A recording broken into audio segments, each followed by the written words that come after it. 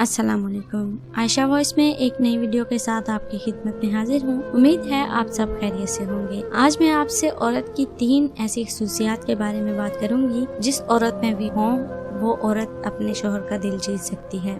औरत के मुकाबले में मर्द की अलग जरूरियात होती हैं। बीवी का शोहर के साथ रवैया अच्छा या तलख जिंदगी का बुनियाद है। कुछ बातों के जरिए बीवी अपने शोहर का दिल जीत सकती है और उसे यकीन दिला सकती है कि सच्ची मोहब्बत करती है। नंबर 1, शोहर की तारीफ करें। किसी को अपने शोहर की बुराई ना करने दें। अगर ऐसा हो तो आगे बढ़कर उसका दिफा करें और अपने शोहर की इज्जत का पास करें, बिल्कुल उसी तरह जैसे आप अपनी इज्जत करवाना चाहती हैं। इससे एक दूसरे की मोहब्बत और इज्जत में इजाफा होता है। नंबर 2, उसके लिए अच्छी चीजें पकाएं।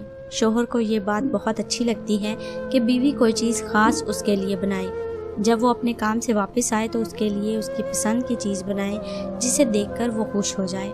नंबर 3, शोहर के लिए तैयार हों। शोहर के लिए सजे संवरे ताकि जब वो घर आए तो आपको देखकर खुश हो जाए।